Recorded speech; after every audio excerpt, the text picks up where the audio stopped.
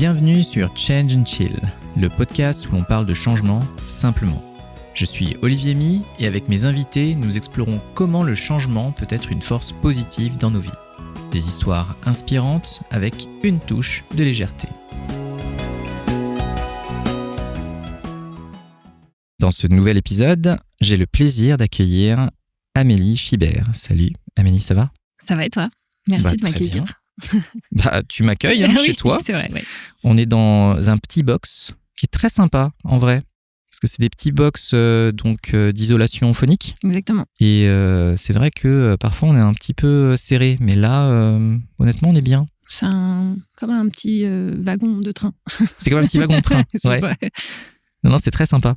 Et avant de commencer, je voulais te remercier parce que moi, je me suis lancé en indépendant en 2019 et j'ai été en galère.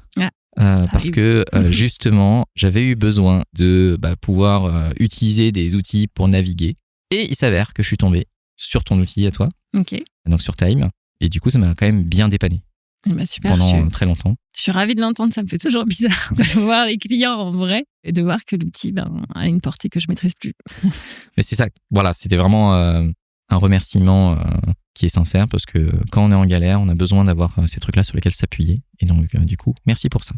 Écoute, c'est tout l'objectif du Time, donc je suis ravie.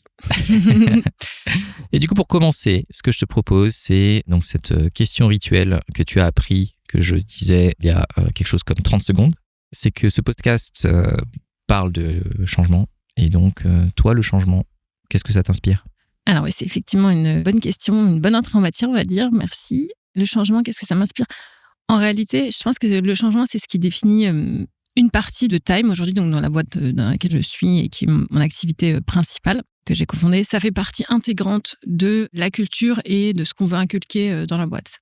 Aujourd'hui, on a 10 ans et justement parce qu'on a su changer régulièrement, on en est là où on est actuellement. Donc, pour moi, ça fait vraiment partie intégrante de mon quotidien, même si c'est des petits changements, mais ça va être des changements divers et variés, que ce soit sur la culture de la boîte, que ce soit sur les prix, sur les offres, puisqu'on est sur un marché qui est en mouvement constant. Donc, c'est à la fois savoir s'adapter et donc se réinventer. Donc, pour moi, le changement, c'est vraiment ça, en fait. C'est mon quotidien, on va dire. C'est ton quotidien. Ouais, quasiment. Et justement, vu que tu as commencé à l'évoquer, est-ce que tu peux te présenter de manière un peu plus formelle, si je puis dire ? Oui, bien sûr. Et donc, je vais avoir 40 ans cette année, donc c'est quand même un gros sujet. Félicitations.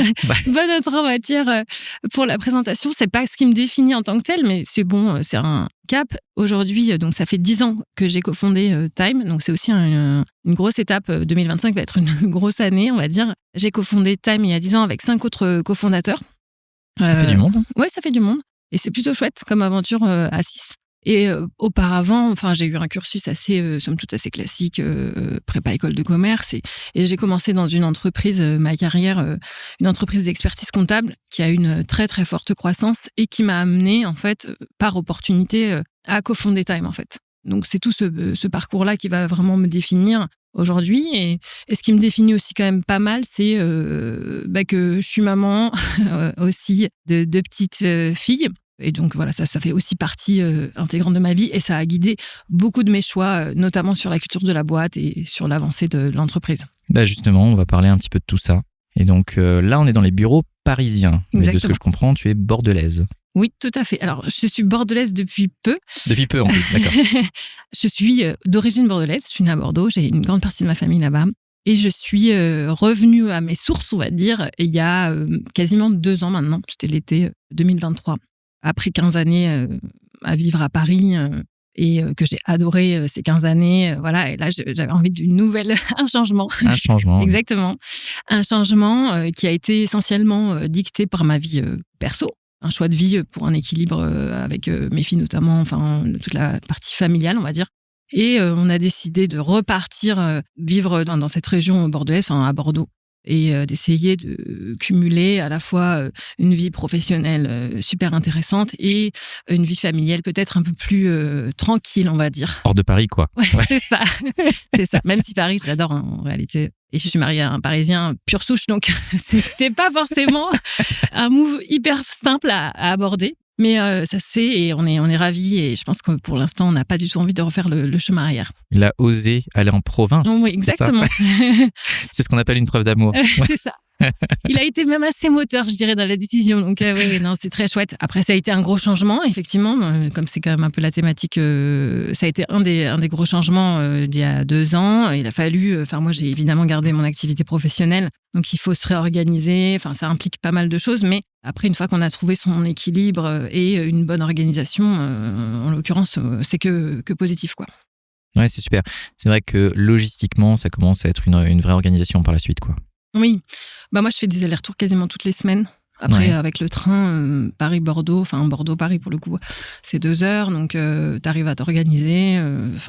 Et voilà, c'est aussi un équilibre avec mon conjoint, avec les enfants, avec le travail aussi. Le fait de pouvoir se le permettre parce que la culture et parce que on a mis en place un certain nombre de choses dans la boîte, ça fait que c'est possible. Ouais, mais justement, avant qu'on rentre dans plus spécifiquement la boîte, donc tu navigues dans le monde de l'expertise comptable. Ça a toujours été un truc que tu voulais faire depuis que t'es petite? Pas du tout. Ce n'est pas une vocation. Parce que moi, je me suis toujours posé la question, quoi. Est-ce qu'on devient comptable par passion, quoi, tu vois? Par défaut, peut-être. Non, je rigole. En fait, effectivement, donc, mon premier job a été dans l'expertise comptable. Donc, je ne suis pas expert comptable. Je n'ai pas le diplôme parce que c'est une activité qui est extrêmement réglementée. Donc, tu ne peux pas être expert comptable sans avoir ce diplôme-là, qui est assez dur d'accès, finalement. Mais j'ai commencé dans ce cabinet d'expertise comptable qui s'appelle l'expertcomptable.com, qui était donc en 2009 un des leaders en fait sur l'expertise comptable en ligne. Et donc il y avait une super croissance. Et moi j'ai vraiment été là au moment où on a explosé, où on a lancé le truc et ça a explosé. On a fait une croissance de dingue et en 5-6 ans. On a ouvert des sites un petit peu partout en France, énormément recruté, gérer cette croissance, s'adapter justement sur l'offre, l'entrée des clients, continuer à avoir une certaine satisfaction des clients, etc., etc. Donc, c'est vraiment tout le sujet. Et maintenant, avec Time, en gros, je suis passée de l'autre côté pour vendre des outils à ces cabinets d'expertise comptable et leurs clients entrepreneurs. Mais ça veut dire que là, dans l'expérience que tu nous décris, tu travaillais dans le domaine, mais tu ne faisais pas d'expertise comptable? Si, on était expert comptable. Okay. Moi, je n'ai pas le diplôme, mais en gros, l'objectif, c'était d'accompagner les entrepreneurs, comme toi, en 2019, quand tu t'es lancé, par exemple. Tu as besoin de conseils sur, par exemple, quelle forme juridique je vais créer pour lancer ma boîte. Est-ce que je me lance en SARL, SAS, micro-entreprise au début? Tu es parfois peut-être un petit peu perdu, donc tu as besoin d'accompagnement, de conseils là-dessus. Donc nous, et moi, en tant que collaborateur du cabinet, j'étais tout à fait en mesure de t'aiguiller là-dessus. Ouais. Et ensuite, tu as besoin aussi d'accompagnement pour toute la partie comptabilité, fiscalité, toute la partie administrative, on va dire, en tant que chef d'entreprise. Ouais. Et nous, c'était ça qu'on proposait. C'est vraiment un accompagnement global du chef d'entreprise, de la création de ta boîte jusqu'à la fermeture. En l'occurrence, si toutefois elle arrive, c'est pas ce qu'on espère, mais ça arrive. Mais du coup, avant d'arriver là, que tu me disais que c'était pas ton choix au départ. Oui. C'est-à-dire, au début, tu voulais faire quoi dans En fait, ta vie? Je savais pas trop ce que je voulais faire. J'ai fait prépa, HEC en gros assez large, école de commerce assez large. J'ai toujours aimé quand même un peu les chiffres. Mais finance. Commerce. Ouais, commerce. Ouais. Tu dis quand même, commerce. C'est plutôt dans ce... J'aime aussi beaucoup le contact. Moi, une de mes forces, c'est vraiment la relation humaine, alors avec des clients ou avec maintenant aussi beaucoup les collaborateurs, les salariés de la boîte. C'est vraiment quelque chose que j'aime. J'ai aussi compris au fur et à mesure des années que j'aimais vraiment ça et que c'était une de mes compétences en réalité. Et donc oui, ça a été ce choix-là, un petit peu parce que j'avais ces compétences et que j'aimais bien ça. Et en plus, la compta, c'était aussi quelque chose pas que j'aimais, mais sur lequel j'étais assez à l'aise. Donc, parce que vous apprenez à faire de la compta, c'est ça, en école? Oui, tu as un petit module. En fait, j'avais fait en Master 2, la dernière année. Ouais. Tu choisis de te spécialiser, en fait. Et donc, moi, j'ai fait tout ce qui était comptabilité audit. D'accord, donc tu as quand même choisi ça pendant tes études. Tu t'es dit, voilà, j'aime bien les chiffres. Personne n'est parfait. Non. Je vois ton regard, tu as choisi ça. Je suis toujours surpris. Mais c'est intéressant parce que du coup, ça veut dire que tu as senti quand même qu'il y avait quelque chose à aller chercher là-bas. Ouais, et puis après, c'est surtout des opportunités parce que finalement, en école de commerce, on te dit, tu fais cette filiale compta, audit, la voie royale, c'est tu finis dans les Big Four, KPMG, Ernst & Young, etc. Moi, j'ai fait un stage dans un gros cabinet comme ça, de fin d'études. Et en fait, j'avais un CDI à la fin de ce stage. Et en même temps, j'ai rencontré Arnaud Doyon, qui est un des cofondateurs et qui était le fondateur de l'expertcomptable.com. Et là, j'ai eu, pas un coup de foudre, mais quasiment, en fait, une révélation où je me suis dit, en fait, c'est ça que je veux faire. Il a une vision entrepreneuriale, il a une ambition, ça va bouger, c'est nouveau. Je veux pas forcément aller dans un de ces Big Four où ma carrière est forcément écrite et tracée, puisque t'es junior 1, 2, 3. Ouais. Enfin, tu passes senior. Bref, t'as ton chemin qui est, après que tu peux, mais les 3-4 premières années, elles sont écrites, en fait. Et j'ai rencontré Arnaud et Régis aussi, qui est un des 2 autres cofondateurs, là. Et là, ça a été vraiment, ils m'ont vendu le projet, on va faire une super croissance, ça va être incroyable, personne n'a jamais fait ça. Et moi, j'avais, je sais pas, peut-être 22, 23 ans en sortant. J'ai dit, mais c'est ça que je veux faire en fait, ça va être génial. Et banco, du coup, j'ai pas honoré mon CDI, j'ai rompu le CDI avant qu'il commence et j'ai attaqué chez eux et avec eux ce projet de l'expertcomptable.com. C'est marrant ça, ça veut dire que donc, tu finis tes études, tu avais le contrat en poche et donc tu as cette rencontre qui arrive. Est-ce que tu te souviens de la conversation qui pour toi a créé l'étincelle? Ah oui, je m'en rappelle parfaitement. Enfin, je me rappelle de cet entretien d'embauche qui était donc, je pense, courant mai ou juin 2009. Et en fait, on était dans leur bureau à Paris, à côté des Champs-Élysées. C'était un petit bureau, c'était un peu le bazar. Enfin bon, et ils m'ont dit, nous, on va faire un truc que personne n'a jamais fait. Donc, on se lance sur Internet. Donc ça, en 2009, dans l'expertise comptable, c'était tout nouveau. Et on va rentrer dans le top 10 des cabinets français. Ah waouh, ok. Et ça, je me rappelle, j'étais là. Mais ça va être un truc de dingue. Et donc, je me rappelle très bien ce qu'on s'est dit. J'ai d'abord vu Arnaud, ensuite j'ai vu Régis. Enfin, ça s'est plus ou moins enchaîné. Enfin, et c'était hyper fluide. Et du coup, je me suis dit, c'est avec eux que je veux bosser. Mais du coup, qu'est-ce qui t'a amené? Parce que justement, j'avais pas compris ça tout à l'heure. Tu disais que c'était une rencontre, mais là, tu disais que c'était un entretien. Ça veut dire que du coup, tu as eu une démarche? Oui, en fait, ils m'ont contacté. Ils t'ont contacté, d'accord. À l'époque, tu mettais tes CV. Enfin, il n'y avait pas tout à fait LinkedIn encore. Enfin, c'était pas aussi marqué que maintenant. Oui. J'ai l'impression de vraiment être vieille en disant ça, mais bon, c'est quand même une réalité. Il faut se l'avouer. Et tu mettais tes CV sur des banques de CV, etc. Et ils m'ont contacté, ils m'ont dit, nous, on cherche un profil comme le tien, est-ce que ça t'intéresse de venir discuter un petit peu avec nous? Mais c'était un entretien sans que, c'était pas hyper formalisé, comme tu peux avoir d'ailleurs dans ces grosses boîtes. C'est aussi ça qui m'a plu, en fait. C'est vraiment que c'était fluide, en fait, dès le départ. J'ai pas eu un process de recrutement avec 15 entretiens, des tests, etc. Ça a été un feeling. Et aussi une adéquation sur les compétences qu'ils recherchaient et potentiellement ce que j'avais, même si je sortais tout juste de l'école, donc pas grand-chose non plus. Mais ça a été, c'est ça aussi qui m'a vraiment plu. Et je me suis dit, banco, je vais tenter ce truc-là. Donc c'est en fait ta première expérience professionnelle, on va dire officielle? Oui, parce que j'ai eu des stages. Tu as des stages de césure en école de commerce, tu fais 1 an de stage de césure, tu fais ensuite stage de fin d'année. Donc c'est des expériences, mais qui sont quand même intéressantes, qui permettent aussi d'affiner tes choix sur ce que tu veux faire quand même à 22-23 ans. Quand tu fais 1 an et demi d'expérience, c'est déjà marquant. Et là, ça a été le premier vrai truc, quoi. Je me suis lancée dans cette aventure parce que c'était vraiment une aventure. Ça l'est encore, mais c'est différent maintenant, mais ça a été vraiment une aventure. C'était premier job, on a bossé comme des fous, on était 10 au début, je suis partie, on était 500. C'était incroyable. Et j'avais l'impression aussi par rapport à mes potes d'école, en fait, de vivre un truc incroyable. En réalité, je voyais tous mes copains, ils nous disaient, moi c'était drôle parce que on a intégré cette boîte avec une copine de l'école qui a intégré en même temps que moi, et on parlait de ce job et ils nous prenaient pour des fous, en fait. Tous nos potes, ils disaient, mais vous êtes complètement zinzin. On disait, mais non, mais on adore, en fait, c'est génial. Et donc tu es arrivé en tant qu'employé, c'est ça? Ouais. Et tu as évoqué là tout à l'heure, on était 10 et quand je suis partie, on était 500 parce que tu es partie?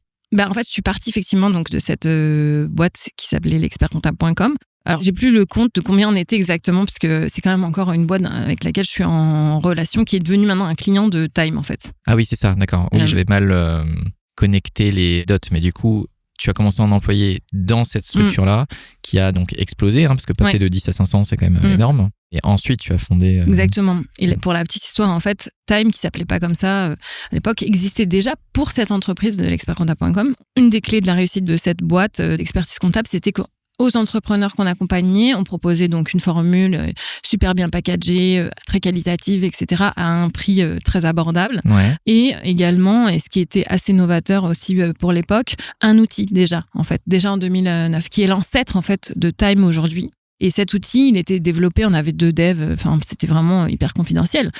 pour les clients du cabinet l'expertcomptable.com. Et justement, en 2014-2015, on se dit vraiment, il y a quelque chose à faire sur ce segment tech, en fait, des outils, en fait, pour les entrepreneurs. Il y avait pas grand-chose dans le paysage en 2014-2015. Et on se disait, si on veut vraiment que ça fonctionne, il faut qu'on scinde l'activité d'expertise comptable, qui est vraiment le conseil, l'accompagnement de l'entrepreneur, la compta, de la partie technique, faire un outil. Et en fait, d'accord. c'est comme ça que je me suis retrouvée à avoir cette opportunité de se dire, on va lancer en tant que tel une boîte qui fait de la tech, en fait, et qui va faire uniquement ça, c'est-à-dire un outil sur mesure, à la fois pour les entrepreneurs et pour leur expert comptable. Mais donc, au moins, en fait, on fait quelque chose spécifiquement et on le fait bien, quoi. Exactement.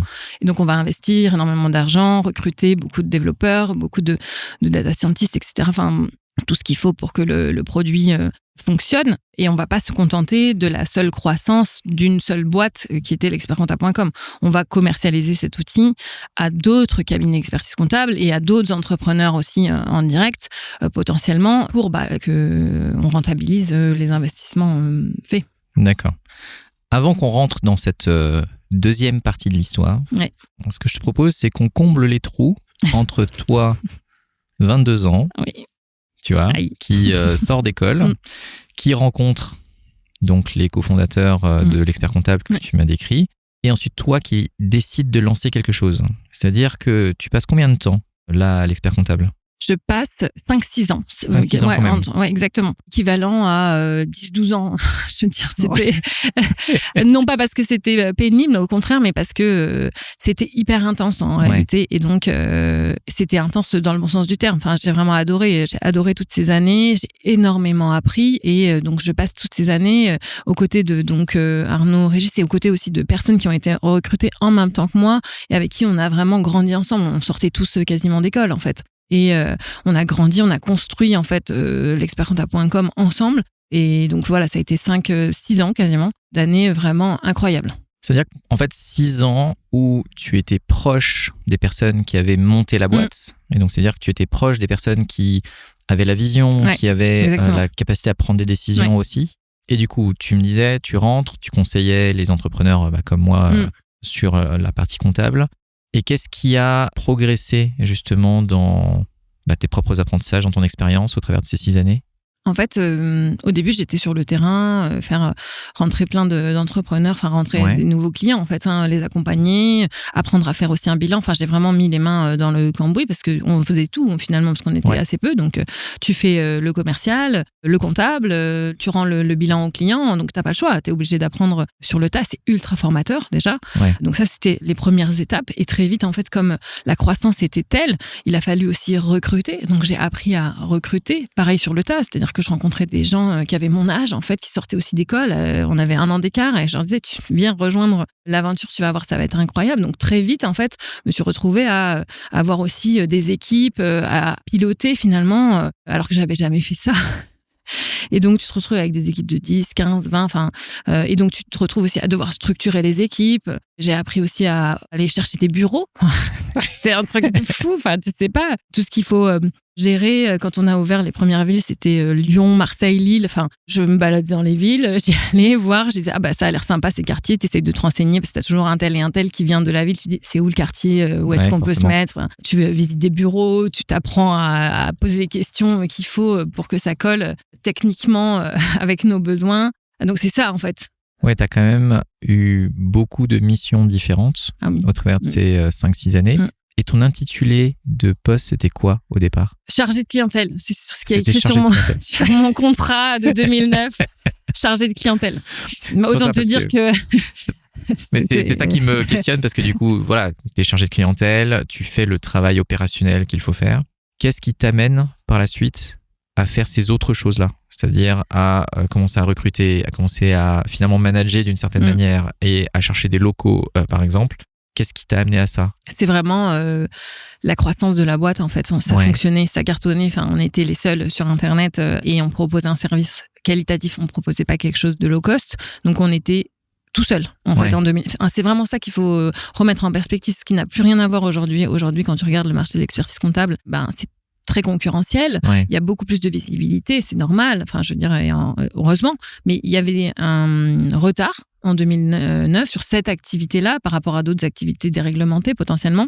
Et nous, on s'est dit, en fait, on va faire les codes de ce qui fonctionne dans du commerce plus classique, on va dire. Ouais. Et en fait, ça a très bien fonctionné. On avait une logique marketing forte sur du SEO. Enfin, on mettait le paquet sur du référencement naturel. À l'époque, ça marchait très bien. Donc, on a investi énormément là-dedans, ce qui fait qu'on avait une visibilité incroyable et donc des demandes qu'on n'arrivait pas à gérer. Enfin, on avait trop de demandes. Donc, c'est vraiment ça qui a fait que il a fallu tout de suite staffer et aussi se dire notre force, c'est de rencontrer les gens. Donc, on peut pas tout faire depuis Paris. Donc, on va aussi s'installer dans les villes en région. Comme je te le disais, on a ouvert un petit peu partout. C'était Lyon, Marseille, Bordeaux. J'étais contente d'aller ouvrir les bureaux à Bordeaux. Bizarrement, là. Oui, j'ai été candidate. Lille, Nantes, Nancy. J'oublie certainement des villes. Et donc, c'est cette opportunité qui a fait ça, quoi. La question que je me pose, c'est, tu es dans une boîte qui explose. Ok, tu es chargé de clientèle. Tu aurais pu très bien rester la chargée de clientèle qui est dans une boîte qui explose. Qu'est-ce qui fait que tu te transformes, si je puis dire, et dis-moi si c'est pas le cas, mais en ambassadrice de la boîte, alors que peut-être tu n'avais pas à le faire? Oui, j'aurais pu ne pas le faire parce que je pense que c'est déjà une question de personnalité, d'envie et aussi d'adéquation avec la vision qu'avaient Arnaud et Régis et le fait de coller parfaitement à cette vision. Notre objectif, c'était de simplifier l'entrepreneuriat. Il y avait une place à prendre puisque personne n'était en face de nous. Donc finalement, c'était l'envie d'aller plus loin et de coller à cette vision qui me parlait beaucoup. Moi, j'ai un père qui est entrepreneur. Enfin, t'as toujours dans ton écosystème, tu connais des entrepreneurs, etc. Tu sais que c'est potentiellement une galère, toute cette partie administrative, comme tu l'as mentionné. Tout à fait. Et à l'époque, ça l'était encore plus. Il n'y avait pas toutes ces plateformes de création d'entreprise, de legal tech, où tout ça est plus facilité qu'avant. Donc, c'était vraiment cette vision-là. Et surtout, moi, j'ai adhéré vraiment à leur façon de faire aussi. C'est-à-dire qu'ils m'ont fait confiance. Et du coup, on avait une confiance mutuelle. Et c'est ça aussi qui te porte, finalement. Donc, c'est un petit peu tous ces ingrédients qui font que tu arrives à te donner à fond, quoi.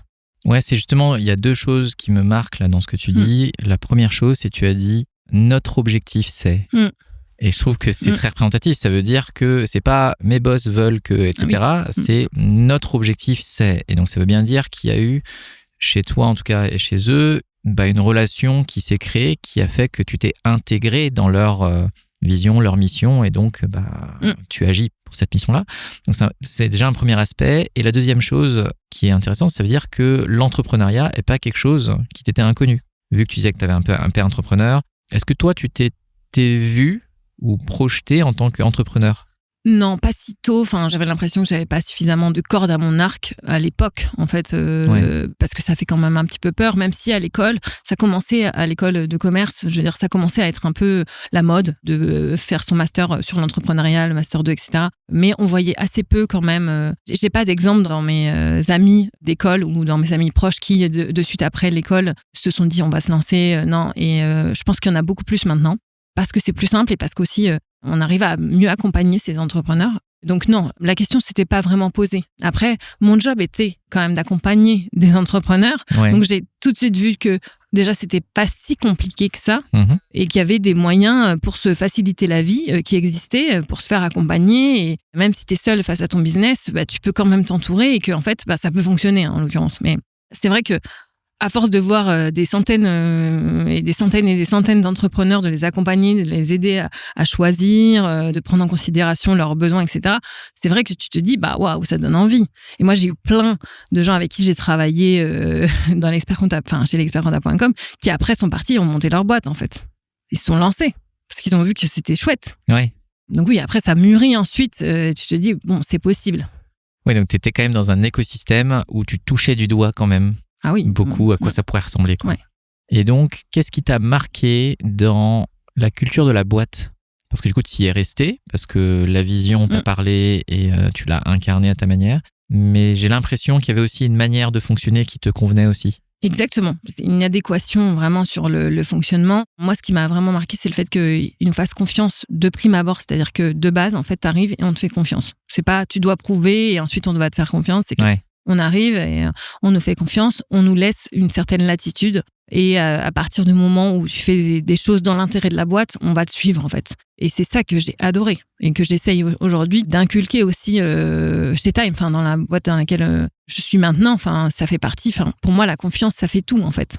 C'est marrant, ça veut dire que est-ce que toi, dans tes expériences passées, qui sont donc principalement des stages, de ce que je me rappelle en tout cas, est-ce que dans ces stages-là, c'est quelque chose que tu avais aussi vu ou au contraire, tu avais vu l'exemple inverse?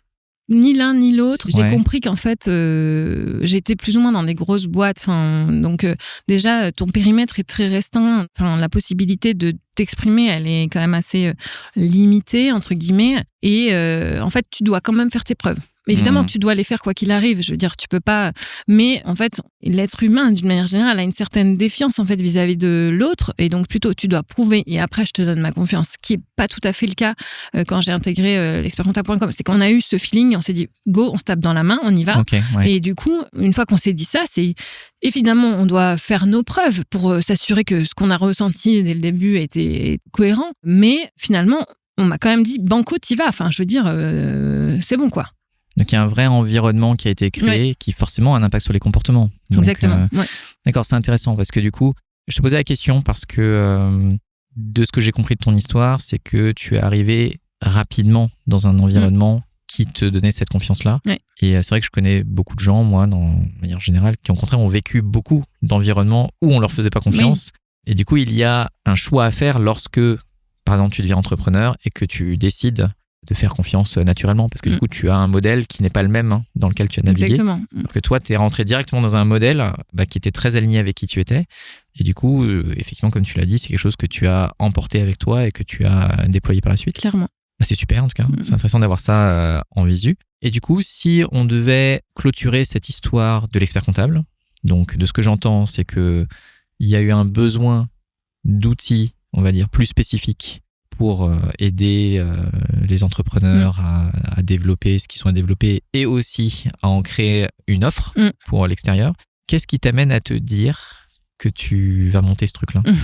C'est encore une fois une opportunité parce que donc là, on est en 2015 à peu près, un petit peu.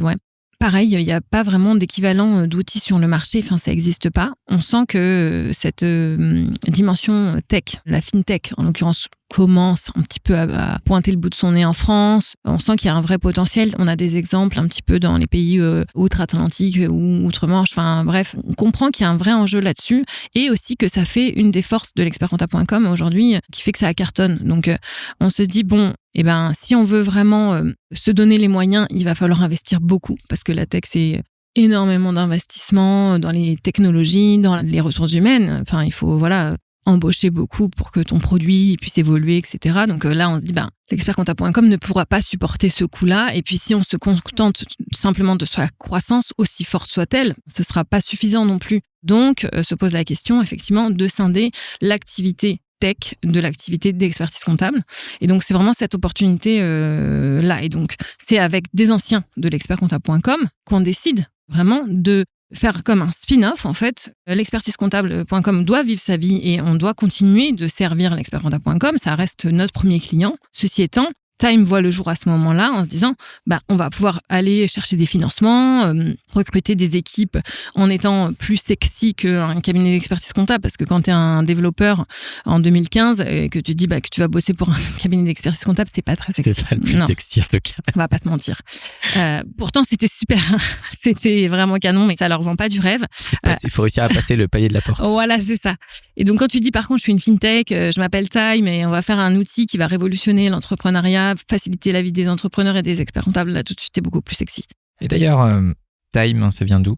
Le nom, en fait, c'est tout simplement le fait de gagner du temps. Donc, il y a 2 i pour le truc un peu fun et parce que c'était un nom de domaine à 5 lettres et en 2015, c'était assez précieux. C'était encore l'opportunité de se dire on a quand même encore la possibilité d'avoir un nom de domaine à 5 lettres, donc go. Un nom simple, voilà. Après, ça nous a un petit peu joué des tours par la suite parce qu'on nous a dit mais Time, vous êtes anglais, enfin vous êtes américain. Non, nous on est 100% français. Ok, comment ça se dit ? Est-ce que ça se dit team ? Est-ce que ça se dit time ? Non, ça se dit time. Bon, il y a eu quelques voilà. Mais là-bas c'était ça. Là-bas c'était ça. Ouais. C'était vraiment faire gagner du temps aux entrepreneurs, aux experts comptables, leur faciliter vraiment la vie quoi. C'était ça le maître mot. Si tu avais été seul, est-ce que tu aurais aussi lancé la boîte ? Je pense pas. Enfin, en toute honnêteté, non, parce que moi, j'ai pas de compétences tech. Je suis vraiment plutôt commerce. Enfin, vraiment, du coup, ça a été mon truc. Et j'ai pas de compétences tech et je me serais sentie vraiment dépassée. Là, l'idée, c'était qu'on s'est lancé à 6. On était très complémentaires. On avait des personnes tech, des personnes du marketing, des personnes qui sont capables de structurer aussi le produit, qui a un produit pour le coup technique, au-delà de la technologie, qui est aussi un produit technique puisqu'il est à destination des experts comptables et des entrepreneurs et il doit respecter toutes les réglementations, enfin la fiscalité française, etc. Donc on avait ces différents types de profils et donc c'est ça aussi qui a fait la force. C'est qu'on était très complémentaires, on se connaissait, la plupart de l'expertcomptable.com, donc on savait qu'on savait bosser ensemble. Donc forcément, c'était plus simple d'être 6 et de se lancer dans une aventure nouvelle, en fait. Et puis, quand on est plus nombreux, on a un peu moins peur aussi. Exactement. Non, mais clairement. Chercher la phrase, c'est à plusieurs, on a moins peur. Voilà, c'est ça l'idée que j'avais. Tout à fait. Ouais, non. Et puis, on savait que ça allait marcher, entre guillemets, parce qu'on se connaissait. Tu choisis pas un associé, pof, ah bah tiens, on a l'air complémentaire, on se lance. Non, on savait que ça fonctionnerait. Ça, c'est important parce que je pense que des fois, on a l'impression qu'on peut tout faire tout seul, qu'il faut tout savoir, etc. Et en fait, on se rend compte que pour se lancer, des fois, c'est aussi bien d'être accompagné d'autres personnes. Ah oui. Non, moi, je me sentais pas du tout, en tout cas pas sur ces secteurs-là, de me lancer seule. C'était pas du tout l'objectif. Le projet était quand même assez ambitieux dès 2015. Et le projet en 2015, c'était une refonte du produit. Donc, c'était purement tech. Il n'y avait pas de sujet commerce avant quelques années. Il a fallu refaire tout le produit et j'avais pas du tout ces compétences-là. Je comprends maintenant beaucoup mieux les sprints, les développeurs, enfin, les langages, etc. Parce que forcément, après 10 ans à les côtoyer, je suis un petit peu montée en compétences, mais c'est pas du tout mon cœur de métier. Donc non, ça aurait pas été possible. Et je pense qu'il fait quand même la force aujourd'hui de Time, c'est cette complémentarité. C'est aussi de savoir qu'on a chacun, on connaît chacun nos forces, nos faiblesses, et donc on positionne les personnes au meilleur endroit, en fait. Ouais. Et donc, quand vous voulez lancer cette boîte-là, vous savez d'une certaine manière que vous allez devoir mettre des règles. Aujourd'hui, en tout cas, si on est l'un en face de l'autre, c'est parce que j'étais tombé sur un post que tu avais fait où tu parlais notamment des congés limités. Et c'est intéressant parce que c'est pas du tout la norme. Et ça veut aussi dire, de par la confiance que tu évoquais tout à l'heure, qu'il y a une confiance, on va dire, extrême, peut-être dès le départ, qui est donnée. Mais qu'est-ce qui vous a amené à justement créer cette culture différente et du coup, à quoi elle ressemble ? Exactement. Alors, il faut quand même savoir que cette culture, dès 2015, elle n'existait pas. Enfin, pas telle qu'elle est aujourd'hui. C'est quelque chose qui change. Ouais, c'est intéressant. Qui change au quotidien. Et au fur et à mesure des événements, de ce qui se passe à l'intérieur de la boîte et de l'écosystème dans lequel on évolue. Donc, en 2015, on n'était pas du tout câblé comme ça. On recrutait donc beaucoup de tech, de développeurs, de data scientists, etc.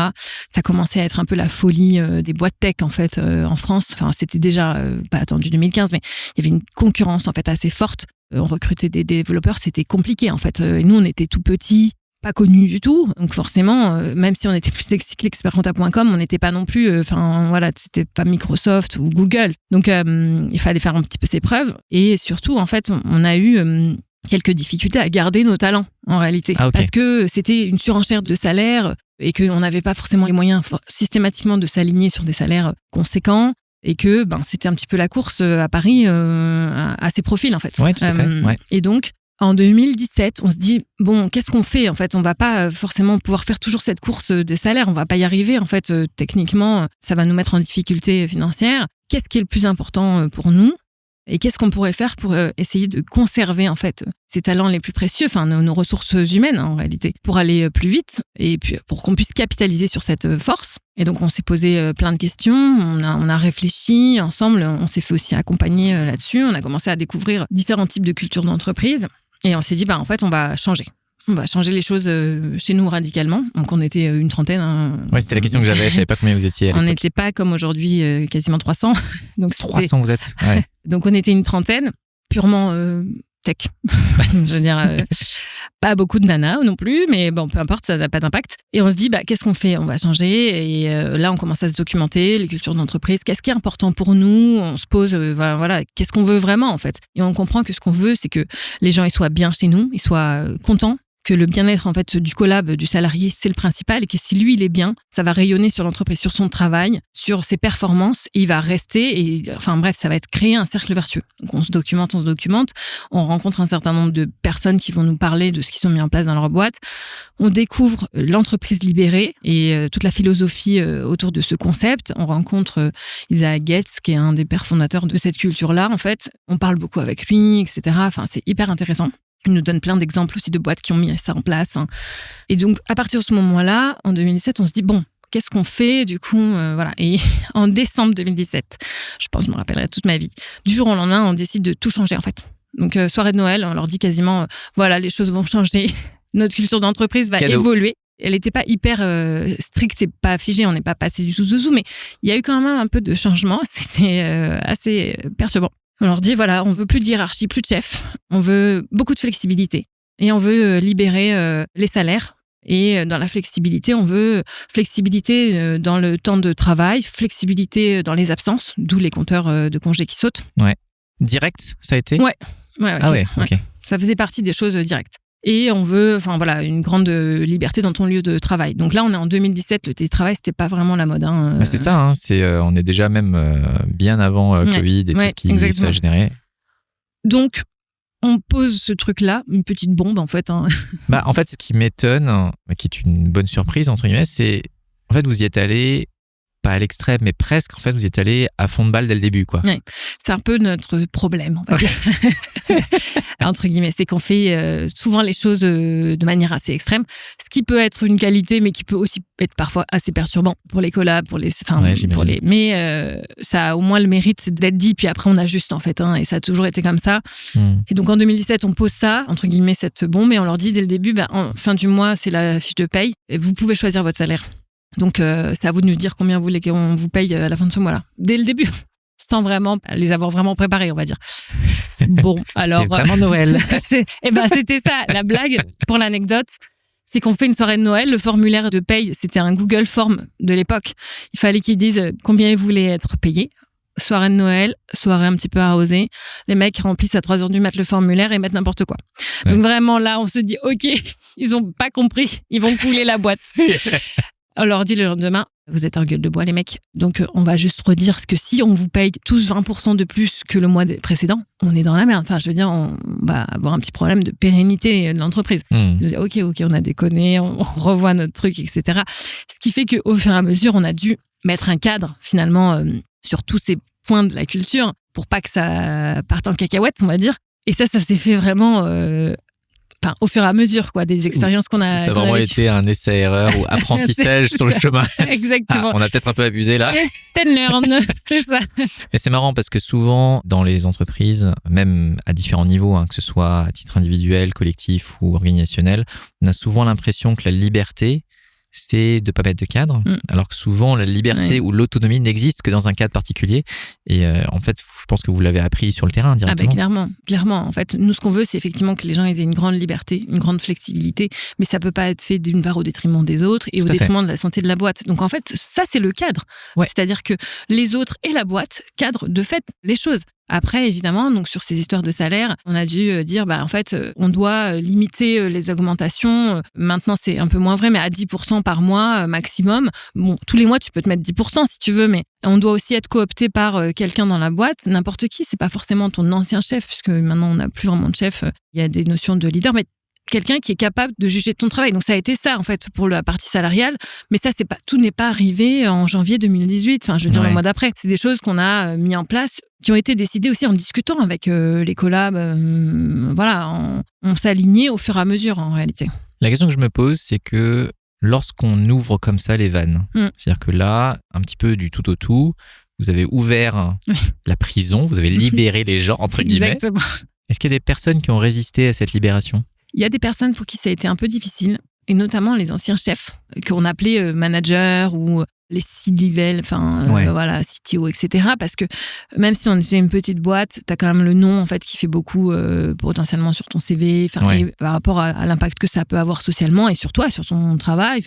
Et quand on a dit en fait, il n'y a plus de chefs, on ne veut plus que les gens aient du pouvoir les uns sur les autres. On veut qu'il y ait des leaders qui prennent des sujets, qui soient responsables, qui drivent potentiellement d'autres personnes qui n'ont pas cette notion et cette envie d'être responsables eux-mêmes. Et ça a été un petit peu dur pour certains, attention, hein, Ouais. mais vraiment. Et puis encore une fois, on était peu nombreux à l'époque. Donc c'est des cas qu'on a très vite pu identifier et accompagner pour les faire évoluer et accepter ça. Après, là, ce qu'on a vu aussi au fur et à mesure des années, c'est que quand on recrute aujourd'hui, c'est pas forcément ce qu'on met en avant de prime abord, la culture. C'est-à-dire que déjà, on voit s'il y a un fit, s'il y a des compétences, et après, on parle de ça, de la culture. La petite cerise sur le gâteau. Tchac.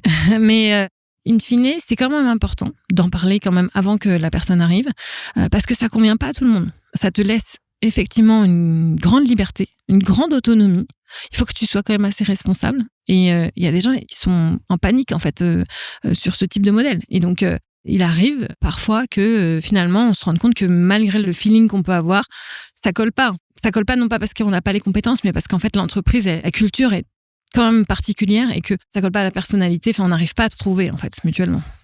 C'est marrant parce qu'il y a deux choses qui me viennent à l'esprit, je te les partage parce que il y a un grand homme qui disait qu'avec de grands pouvoirs viennent de grandes responsabilités. Je pense que c'est exactement ce que vous vivez en fait ici. Et la deuxième chose, c'est qu'on pourrait croire que justement le fait d'avoir de la flexibilité, ça nous permet plus facilement d'agir et de faire ce qui nous intéresse. Et c'est un petit peu ce qui est mis en exergue, je trouve, beaucoup sur les réseaux, sur, tu vois, on met beaucoup ça sur un piédestal. Est-ce que toi, tu as des exemples assez concrets de ce que la flexibilité a généré comme problème chez certaines personnes? Alors, oui, j'ai des exemples. Je ne sais pas si ça va vraiment coller à ce que tu attends, mais par exemple, tu parlais tout à l'heure des congés illimités sur le poste que j'ai fait. Les congés illimités, c'est quelque chose qu'on n'impose pas en fait. C'est-à-dire que tu peux choisir quand tu rentres dans la boîte de garder ton compteur ou de ne pas le garder, de l'enlever et donc voilà, on ne va pas compter. Il y a des gens, ils sont perdus s'ils n'ont pas leur compteur de congé. C'est-à-dire que ils vont pas, ou alors ils disent ok, je vais l'enlever parce que ça a l'air d'être tendance dans la boîte, mais ils vont compter leurs jours à côté en fait. C'est assez perturbant. Il y en a, ils vont tout de suite se faire au sujet, etc. Mais donc ce n'est pas en fait fait pour tout le monde. Ça peut vraiment être un frein ou aussi se dire c'est moi qui choisis mon salaire aussi.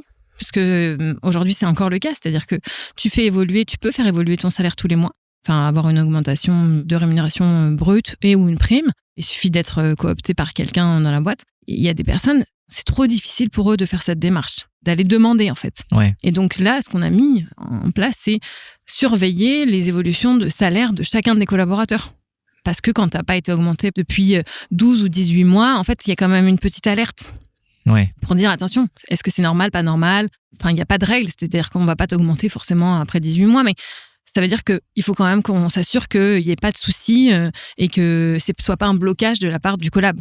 Ça veut dire qu'en fait, vous avez quand même mis des sondes dans votre système de manière à ce que si individuellement les personnes n'ont pas la possibilité pour X ou Y raison en fait, de prendre des actions, vous au moins vous pouvez les solliciter et les amener à les prendre. Dès le début, ou très rapidement après la mise en place de cette culture en entreprise, on a installé aussi un outil d'enquête et de mesure de la satisfaction des collaborateurs. C'est un outil qui s'appelle Office Vibe, qui a changé de nom maintenant, mais il en existe plein. C'est des sondages que tu reçois tous les 10 jours, qui sont anonymes et que tu peux désanonymiser si tu le souhaites.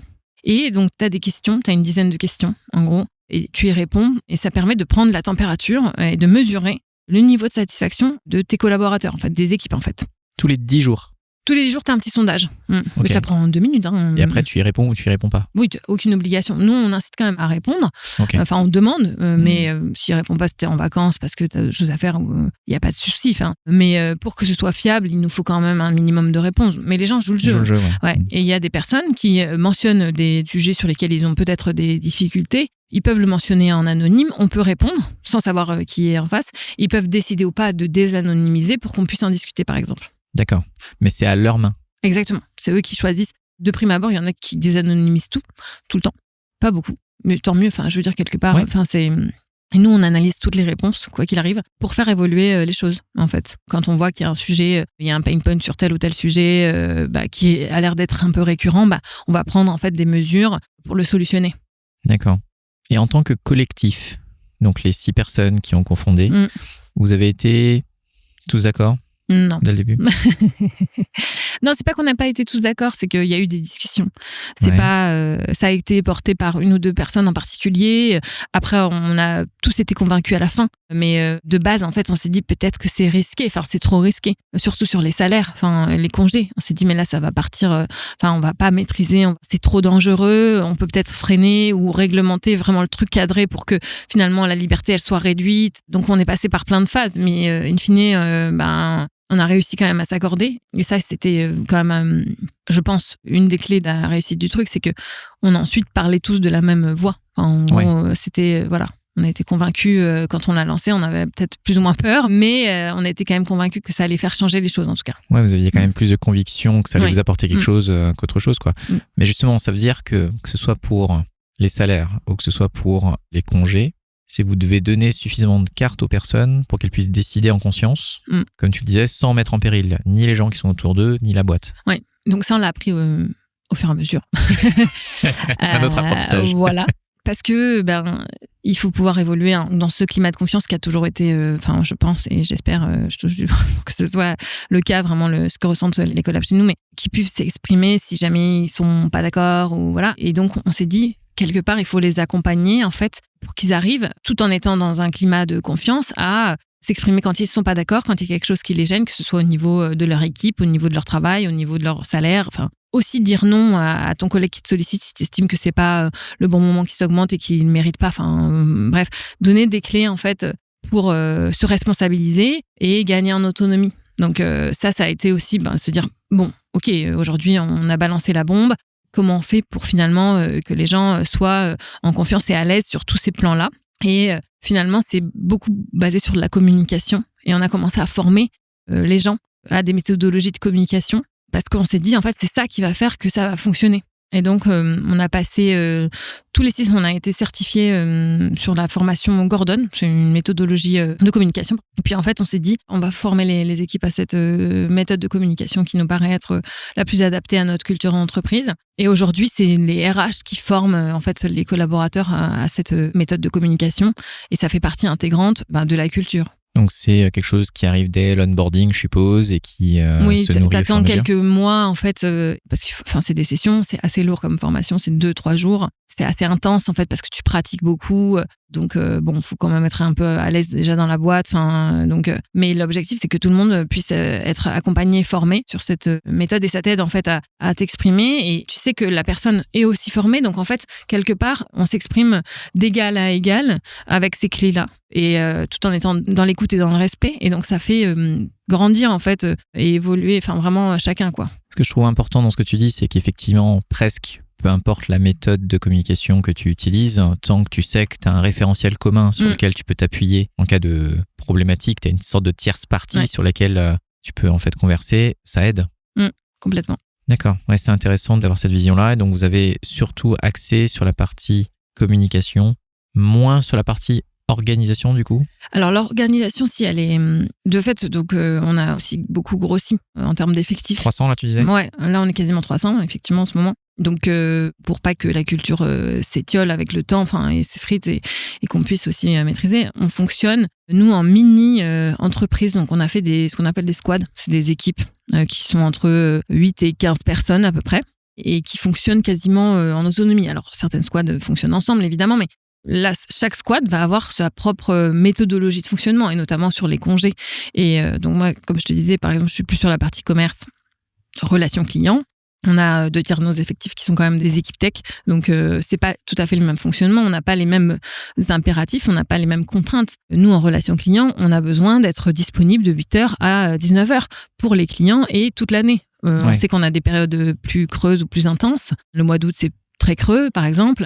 Donc, par exemple, pour nos congés, on va pas prendre nos congés en septembre où là, c'est le rush. Tous les clients reviennent et ont envie de se remettre au boulot. Donc, on évite de prendre nos congés en septembre. Donc, on a des règles dans les squads qui sont propres à chaque objectif de squad, en fait. Et qui vont fonctionner, même d'une squad à une autre, sur le même segment, on va dire. Ce sera pas forcément les mêmes règles parce que t'as pas les mêmes personnalités et parce qu'ils fonctionnent pas forcément de la même manière. Ouais, d'accord. Et ça a été un exercice que vous avez mis dès le départ? Non, ça n'a pas été mis dès le départ. Au début, on s'est fait un peu dépasser quelque part.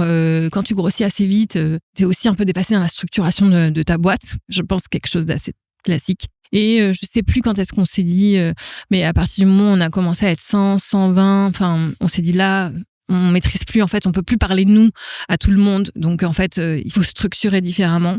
Et en réalité, cette histoire de squad nous est aussi arrivée des bouquins et des discussions qu'on avait eues avec d'autres entreprises. Et on s'est rendu compte que ça marchait bien et que quand tu fonctionnes à 10, tu peux parler à tout le monde, les 10 personnes de la squad. Quand tu fonctionnes à 150, en vrai, c'est pas possible. Tu ne peux pas parler à tout le monde. Donc, on s'est dit ça, on va faire des squads. Il y avait déjà des équipes, donc ça a été assez facile. Il y a des leaders de squad, il y a des leaders de sujets de manière transverse. Et en fait, ça s'est construit assez naturellement. Donc, il a fallu qu'on impose un peu le cadre, mais mine de rien, c'était déjà préexistant. On a juste dit, voilà, on va cadrer ça, on va appeler ça des squads. Il y aura des leaders de squad ou des co-leaders qui seront décidés par vous. C'est pas nous qui allons nommer les leaders, pas du tout. Et chaque squad va avoir son propre règlement. Il y a quand même un cadre commun, évidemment, dans tout ça. Mais chaque squad peut fonctionner comme elle l'entend, à partir du moment où tout le monde est OK. Et justement, tu l'évoquais, c'est dans votre organisation où vous n'avez plus de manager. L'intérêt d'un manager, initialement, c'est d'avoir le mandat de pouvoir prendre des décisions. Du coup, si vous n'avez plus ces mandats-là, on va dire, qui sont personnifiés, comment est-ce que les gens prennent des décisions dans soit dans leur squad, soit dans l'entreprise ? On n'a pas de manager, mais on a des leaders. Donc, alors, la subtilité est fine. Ce qu'on veut pas, en fait, dans le système de manager / chef, on va dire, c'est que la personne manager puisse avoir le droit d'exercer un pouvoir quelconque sur quelqu'un d'autre, en fait. La possibilité de le faire évoluer ou pas, en fait. Donc ça, c'était quelque chose qu'on voulait plus. Le fait d'avoir des leaders, c'est des personnes qui vont prendre des responsabilités, qui vont assumer les objectifs de l'équipe, de la squad, et même les construire. Donc ça, c'est quelque chose qui est ultra important. Donc on a ces leaders-là dans chacune des squads. Tout le monde est capable de te dire qui est son leader. Donc ça veut dire qu'ils ont des mandats sur des objectifs, de ce que j'entends. Et donc ils peuvent prendre des décisions vis-à-vis de ces objectifs-là.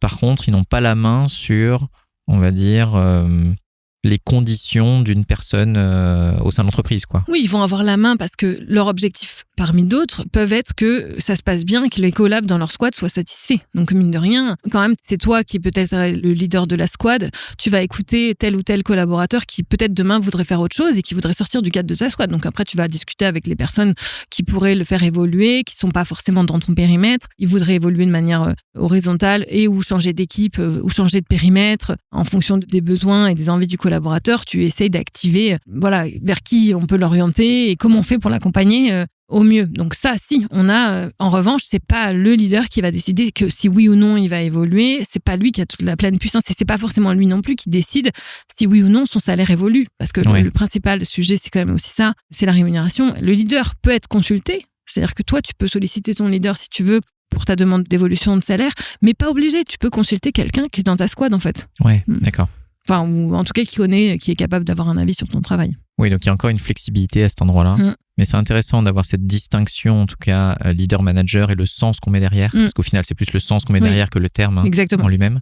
Mais ça veut dire que, donc, 2017, tu disais, vous avez commencé à faire ça ? Ouais, on a commencé en 2017, mais ça s'est construit, tout ça ne s'est pas construit du jour au lendemain, même s'il y a eu un avant et après décembre 2017. Il y a eu en fait un lâcher de bombe en 2017. Et puis après, tu construis le truc. Et donc ça, c'est des choses qui se sont construites au fur et à mesure. J'ai même pas, historiquement, je pourrais pas te dire à quel moment on a mis quoi, parce que finalement, c'est encore une fois, même aujourd'hui, c'est mouvant. On s'est posé la question récemment parce qu'il y avait une tendance, notamment sur le télétravail. Nous, on a donc aujourd'hui, on a énormément de télétravail. On a donc des bureaux à Paris, on a des bureaux à Metz, Nancy et Épinal, historiquement aussi dans l'Est. Et on a beaucoup de personnes qui sont en remote, en télétravail. Ouais, d'accord. Et on s'est dit, est-ce qu'il faut qu'on fasse revenir les gens au bureau un peu plus qu'avant ? Parce qu'on entendait beaucoup ça autour des grosses boîtes, commencer à cadrer beaucoup plus le télétravail, à faire un retour au bureau un petit peu plus massif. Donc on s'est posé la question de savoir si c'était pertinent pour nous, si peut-être qu'on allait gagner encore plus en productivité si on faisait ça. Enfin, on a sondé et là, ça a été no go. En gros, si vous nous faites ça, on se casse. Quasiment, enfin j'exagère, mais... Et donc on s'est dit, oh là là là là là là, non, surtout pas. Donc on reste comme ça, a priori c'est ok. Mais on aurait très bien pu faire évoluer ce point-là, en fait. On se pose quand même la question de savoir si ça peut pas nous faire gagner en efficacité, en performance. Et si la culture, elle est toujours adaptée à nos résultats. Aujourd'hui, on n'a aucun doute sur le fait que ça fait partie intégrante de notre réussite, si je peux parler de réussite. Et que sans ça, on n'en serait certainement pas où on en est aujourd'hui. Mais c'est vrai que c'est difficile de passer d'un écosystème très flexible à créer une contrainte supplémentaire lorsqu'on l'avait pas, quoi. C'est vrai que c'est difficile, hein. Ça arrive, c'est possible, hein, parce qu'on on a dû, sur les salaires par exemple, où on a eu quelques personnes qui ont un petit peu déconné. Et donc, pour ne pas engager la pérennité de la boîte, t'es quand même obligé de les réglementer. Et ce fameux 10%, ça fait partie du truc, en fait. C'est qu'on s'est dit, en fait, il faut quand même qu'on le cadre. Et en réalité, la plupart des gens, 90 ou 95% des gens n'abusent pas. Mais parfois, t'as une ligne, en fait, jaune ou même orange, que tu peux pas te permettre de franchir. Et je sais pas pourquoi elles ont ces couleurs-là, mais en tout cas... Ouais, t'as une ligne que tu peux pas franchir, en tout cas. C'est ça. Qui peut même être rouge, hein. Et que tu te dis, en fait, le point, c'est quand même la pérennité de la boîte, quoi. C'est OK, le bien-être du salarié passe avant tout, mais ça serait dommage que ça mette en péril l'entreprise, en fait. Et c'est là que je trouve intéressant dans ce que tu dis, qui est les ou la personne a déconné, c'est qu'en fait, je sais pas si elle a fondamentalement déconné, c'est qu'elle allait voir jusqu'où, en fait, justement, la barrière qui n'était pas officielle était, quoi. Donc, ça a déclenché quelque chose chez vous qui était de l'officialiser. Exactement. Donc, c'est plutôt positif dans ce sens-là, je dirais.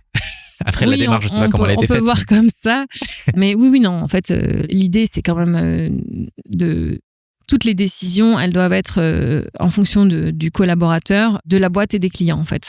Et in fine, le cadre qu'on met, à la base, c'est juste pour ne pas franchir ces fameuses lignes et ne pas que ça vienne entacher la pérennité de la boîte et ou la satisfaction de nos clients, en gros. Donc, on met ce cadre-là parce que certains collabs peuvent oublier, en fait, et penser beaucoup à eux, ce qui est important, mais oublier ces deux autres pans que sont la pérennité de l'entreprise et la satisfaction de nos clients, en réalité. Ça veut dire que vous avez une nécessité de transparence pour donner les clés aux personnes pour pouvoir... Pas spécifiquement. Alors, on donne beaucoup de chiffres. On a des rituels en fait dans la boîte où on communique beaucoup sur nos chiffres du mois. Une fois par mois, en fait, on se rassemble tous sur des time halls, comme on appelle, et où on donne en fait les chiffres d'évolution, de la croissance, enfin tous nos principaux indicateurs, on les communique et les plans d'action qui suivent pour atteindre les objectifs qu'on se fixe le mois d'après, le quadrimestre d'après ou l'année d'après, en fonction du moment dans lequel on est. Donc ça, on le fait. Après, on n'a pas de transparence de salaire, on n'a pas de... c'est pas... Vous n'êtes pas encore allé jusque-là, non. En tout cas. Après, mais je pense que ce ne sera pas une volonté parce que, en fait, les gens, ils évoluent, leur salaire évolue en fonction de ce qu'ils font au travail, de leur passé aussi perso, et de leurs expériences et de leur situation personnelle. Et donc, c'est très compliqué d'avoir ce niveau de transparence parce que tout de suite, ça peut créer... pas de la jalousie, mais en fait de l'incompréhension, alors que chaque personne a sa propre histoire. Et chaque personne sait aussi, au fond d'elle, combien elle vaut. Et il n'y a personne d'autre que cette personne-là qui sait combien elle vaut, en fait. Et c'est compliqué d'expliquer et de comprendre ça, mine de rien, quand tu vois que ton collègue, tu as l'impression qu'il fait exactement la même chose, mais tu ne sais pas pourquoi il est payé 5K de plus, mais peut-être parce qu'en fait, il a un passif dans la boîte ou un passé. Il a tout simplement eu besoin, à un moment donné, dans sa vie perso, de s'augmenter peut-être plus rapidement, parce qu'il a une expérience plus longue. Bref, il y a plein de raisons qui font que son salaire est son salaire qu'il est aujourd'hui. Et tu n'as jamais l'intégralité, en fait, du prisme. Donc, si tu as ta grille, que tu vois, Johnny, 5 000 de plus que moi, ah ouais, non, mais attends, Johnny, moi, je fais exactement pareil que lui, je comprends pas. Bah ouais, non, tu comprends pas parce que on peut pas t'écrire tout le processus. Non, quoi. Effectivement, ouais. Du coup, c'est intéressant parce que il y a des portes que vous avez ouvertes assez facilement et d'autres portes que aujourd'hui vous avez décidé de pas ouvrir. Et c'est tout à votre honneur de décider en conscience de ce que vous voulez ouvrir et de ce que vous voulez pas ouvrir. Et je suppose, en tout cas, de ce que je comprends un peu de votre histoire, c'est que si un jour vous vous heurtez à quelque chose qui est problématique, peut-être que c'est des choses que vous allez entrevoir ou pas, quoi. Mais si vous n'en avez pas besoin, pourquoi est-ce que vous allez chercher les tensions inutilement ? Parce que c'est vrai que la notion de valeur est quelque chose qui est quand même pas du tout évidente. Non. Mais je trouvais ça intéressant parce que du coup, pour donner de la responsabilité, c'est important de donner les informations pour pouvoir décider. Donc, c'est-à-dire que vous avez réussi à ouvrir suffisamment d'informations à l'heure actuelle, telles que vous le faites, pour que les personnes, dans votre mode de fonctionnement actuel, puissent décider en conscience. Oui, je pense qu'on en est là, oui. Après, il faudrait sonder les... Oui, c'est ça. Il faut attendre 10 jours. Ouais. C'est ça. Et on leur demandera. C'est ça. Mais du coup, qu'est-ce qui a changé pour toi entre la soirée de Noël, on va dire, et aujourd'hui ? Ce qui a changé pour moi, c'est... Alors déjà, je me suis formée à cette communication, la méthodologie Gordon. Et ça, en vrai, ça a changé quand même beaucoup de choses dans ma vie parce que c'est quelque chose que tu peux mettre à profit dans le cadre pro. Évidemment, on l'a fait dans ce but-là. Mais la méthodologie Gordon, c'est aussi décliné pour la vie perso en tant que parent, par exemple. Donc, en 2017, j'étais pas encore parent, presque. Enfin, si, c'était cette année. Mais... Et du coup, en fait, ça m'a beaucoup aidée dans l'approche des gens, dans l'écoute, en fait, et dans le fait d'essayer de résoudre aussi un certain nombre de situations qui peuvent être problématiques. Donc ça a vraiment, je dirais, quasiment révolutionné mon approche à l'autre. C'est-à-dire que je dis pas que j'étais beaucoup plus descendante et moins à l'écoute avant, mais en tout cas, c'était pas pareil. Là, c'est vraiment une méthodologie que tu peux appliquer de manière très scolaire, mais in fine, quand tu as l'habitude, après, ça devient quasiment naturel. Enfin, j'en suis pas à ce niveau-là, hein, je pourrais pas prétendre ça, mais vraiment, ça m'a facilité la vie. Et ça, c'est un énorme changement quand même. Et c'est aussi un apprentissage, en fait, de se dire, plus tu vas former les gens à ça, plus ça va être simple, en fait. Parce que quand tu as un petit problème, quelque chose qui te tracasse, si tu le dis et que tu te sens suffisamment en confiance pour le dire, en fait, tout de suite, tu peux trouver des solutions ou juste expliquer que, il n'y a pas lieu d'être, il y a un niveau de perception qui n'est pas le même, etc., etc. Donc, ça va te solutionner 80 ou 90% des problèmes. C'est là où je te rejoins, c'est que alors dans le monde de la tech, que je connais quand même pas mal aussi, il y a un petit peu cette illusion des méthodes magiques. Là, c'est une méthode de communication, donc du coup, je la mets un peu ailleurs. Mais au final, c'est rarement à cause d'un outil ou d'une méthode que ça rate. C'est parce que les gens n'arrivent pas à se dire les choses. Et donc, de ce que j'entends, c'est ça que tu évoques. Clairement. Après, on a bien sûr des sujets, des problèmes vraiment purement tech. Tout à fait. Mais ça fait partie du job, quelque part. Mais la force, c'est vraiment de pouvoir en parler. Après, on n'est pas chez les bisounours, tout n'est pas tout rose non plus. Enfin, il y a des gens qui ont du mal à s'exprimer, il y a des gens qui gardent aussi beaucoup de choses pour eux. C'est pas la méthode magique, mais ça m'a vraiment changé la vie pour le coup. Hein. Et je l'applique aussi dans mon cas de perso, avec mon mec ou avec mes enfants maintenant qui sont grands, mes filles. Et ça fonctionne à fond. Alors après, on va pas se mentir, je suis pas tout le temps dans la communication non violente, l'écoute active avec ma fille de 4 ans qui parfois me fait péter des câbles. Mais on essaye quand même. C'est pour ça que je garde ce point-là parce que au-delà de la méthode en elle-même, parce que du coup il y en a plein qui existent et souvent elles se nourrissent mutuellement, etc. C'est d'avoir mis un point d'honneur à former et je suppose à nourrir les gens de manière récurrente sur ce sujet de la communication, d'avoir cette capacité à dire les choses, exprimer ses besoins, quelque chose qui est extrêmement difficile. Oui, c'est... Dans une culture où on a plus tendance à nous dire fais ce qu'on te dit et baisse la tête, tu vois, plutôt que d'exprimer ce que tu veux. Et c'est OK d'exprimer ce que tu veux. Après, qu'on accepte ou pas, c'est autre chose. Mais d'avoir cette capacité à interagir. Ouais, c'est clairement un investissement, on va pas se mentir, ça a un coût, je veux dire, de former les gens, de continuer de les former. Enfin, c'est un investissement qu'on a décidé de faire et qu'on ne regrette pas du tout. Et d'ailleurs, toutes les personnes qui suivent cette formation sont satisfaits. En plus, ils peuvent l'appliquer dans leur cadre perso, puisque c'est vraiment une clé que tu peux réutiliser. Tu peux l'utiliser dans la boîte, tu peux l'utiliser dans ta vie, avec tes potes, avec ta famille. Donc, c'est pour moi effectivement un investissement, mais qui est largement rentabilisé. Ouais. C'est marrant parce que dans le monde des entreprises, de manière générale, on parle beaucoup des gens comme étant notre plus belle ressource, etc. Après, critique du terme ressource, c'est encore autre chose. Mais des fois, on en oublie qu'on n'est pas des robots. Et je trouve qu'avec en plus l'avènement de l'IA, etc., on en oublie encore plus que des fois, on n'est pas des robots. Et donc là, je trouve que justement, vous avez appuyé sur le côté, en tant qu'être humain, s'il y a bien un des éléments qui est important, c'est notre capacité à interagir les uns avec les autres, parce que malheureusement, on n'est pas seul. On n'est pas seul et c'est ensemble, on va plus loin. Heureusement qu'on n'est pas seul. Oui. Même... Non, c'est clair. Enfin, ça fait partie intégrante de Time et de ce qu'on a voulu construire. C'est-à-dire que t'arrives, t'es un être humain. Et donc, c'est pas vrai que quand t'arrives et que tu franchis la porte du bureau, quand tu viens au bureau, t'as oublié tout ce qui faisait de toi la personne que t'es aujourd'hui. Donc, tu mets pas de côté ta vie perso, tu mets pas de côté tes problèmes de santé si t'en as. Enfin, en gros, ça n'est pas vrai. Tu arrives et puis tu as ton lot de sujets qui sont les sujets classiques, enfin, plus ou moins classiques, mais qui sont les sujets qui constituent ta personne, en réalité. Et donc, comment faire pour manager avec tout ça, en fait? Et on va pas contraindre quelqu'un qui doit aller chercher son gamin à 15h parce qu'il est tombé dans la cour de récré. On va pas lui dire, non. Non, il faut que tu finisses à 18h parce qu'en fait, là, c'est ce qu'on avait prévu. T'as pris ta demi-journée, non? Ouais, c'est ça. La fameuse phrase.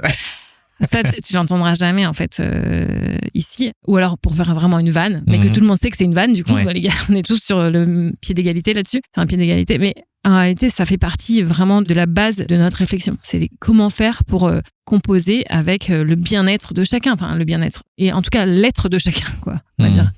Et ce terme est important, parce que du coup, parler de l'être plutôt que simplement du faire, c'est aller dans une autre dimension de la personne. et dans cette capacité aussi à l'intégrer à votre écosystème. Et je trouve que c'est dans ce que j'entends dans tes propos, c'est que c'est pas juste une boîte où je viens le matin et je suis payé et je repars, quoi. C'est comment est-ce que je l'intègre dans sa vie pour que ce soit plus juste un travail alimentaire, mais ce soit quelque chose qui fasse partie de mon chemin. Et aujourd'hui, moi, je suis vraiment convaincue que c'est ça qui fait la différence. C'est que on a des équipes qui sont assez fidèles. On a du turnover, évidemment, mais ce que je veux dire, c'est qu'on a des personnes qui restent assez longtemps et qu'on arrive à garder et qui s'investissent aussi plus que la moyenne. Alors, c'est subjectif, c'est mon ressenti, évidemment, et c'est difficile à mesurer, mais c'est pas forcément sur le temps de travail, c'est sur le fait qu'ils croient aussi au projet, qu'ils croient et qu'ils trouvent un équilibre. Et c'est pour ça que ça ne convient pas à tout le monde non plus, mais qu'ils trouvent un équilibre dans cette boîte et donc ils ont aussi envie de le rendre en fait. Ce qu'ils ont récupéré en travaillant ici, finalement ils nous le rendent super bien. Et donc ils vont être, je sais pas, disponibles ou ils vont pouvoir aussi s'adapter. Et ça c'est vraiment canon. Enfin, je veux dire, c'est ce fameux cercle vertueux qui nous était cher quand on s'est dit on va lancer ça en 2017. Il existe et moi, je le vois au quotidien et je le vois même pour moi. Quand je disais tout à l'heure en intro, je suis partie à Bordeaux, c'est aussi parce que je sais que c'était possible. Et que je me suis bien évidemment posé 1000 questions en tant que cofondatrice de la boîte, en me disant est-ce que je vais montrer le bon exemple en m'exilant comme ça à Bordeaux, en pensant d'abord aussi à moi dans ce choix-là, à mon équilibre de vie personnel. Est-ce que ça va pas créer des antécédents? Est-ce que tout le monde va pas se barrer en province? Enfin, spoiler alert, non, les gens n'ont pas tous envie d'aller à Bordeaux, même si c'est la plus belle ville de France. Je le reconnais. Mais en fait, non, ça fait partie du truc. Et parce que je savais que c'était possible et que les gens aussi allaient l'interpréter comme tel, enfin, pas comme une fuite en fait, mais comme mon propre équilibre, je me suis dit, ok, go, j'y vais. Donc, c'est aussi la force du truc, c'est qu'on s'applique à nous-mêmes les principes. Enfin, je dis nous aussi, même si on n'est plus vraiment que 3 à travailler de manière très opérationnelle dans la boîte, mais on s'applique à nous-mêmes ses propres principes. Et c'est important. Ça montre quand même une certaine cohérence, non seulement de valeur, mais d'action. Du coup, c'est intéressant parce que du coup, la question que tu t'es posée, qui était est-ce que le fait que je fasse cette action-là va nuire à la boîte, au final, ça a été l'inverse. Ça a été encore plus montré que c'est possible. On peut le voir comme ça. Et qu'on peut s'autoriser aussi à nous choisir nous-mêmes, tant qu'on garde encore une fois les règles de l'écosystème. J'ai 1 ou 2 questions encore pour toi. La première, c'est donc il y a cette soirée de Noël. Ok, je vais la garder en tête parce que je trouve ça marrant. Moi aussi, je l'ai bien en tête. Et voilà, on a discuté de ce que vous avez décidé de mettre en place, etc. Tu nous avais dit que vous n'étiez pas tous trop d'accord sur ça. Et je me pose la question de me dire, on peut avoir des convictions, de se dire ok, on a vu qu'il y a plein de boîtes qui le font. Et j'ai l'impression que les idées me parlent, etc. Donc, il y a plein de choses qui vont me retenir. Quelles ont été les difficultés que vous avez eues dans la mise en œuvre qui, pour toi, sont les points d'attention principaux si tu voulais aller dans cette direction-là? La première difficulté, c'était quand même de s'aligner tous, en fait, tous les 6, parce que on était une petite boîte. Et si nous, on n'était pas tout à fait d'accord, ça allait tout de suite se sentir. Donc, ça, c'était le premier truc. Donc, ça a été beaucoup de discussions. Et à un moment donné, on s'est dit, bon, on va pas tous être d'accord sur tout, mais il faut quand même qu'on y aille parce qu'on était tous convaincus que ça allait nous aider, ou en tout cas que ça allait changer. Donc ça, c'était le premier point en fait. Après, la deuxième difficulté, c'est comment on y va. En fait, et on s'est rendu compte que la méthode qu'on avait fait, genre bombe atomique, c'était pas forcément la meilleure méthode, mais on s'en est rendu compte après.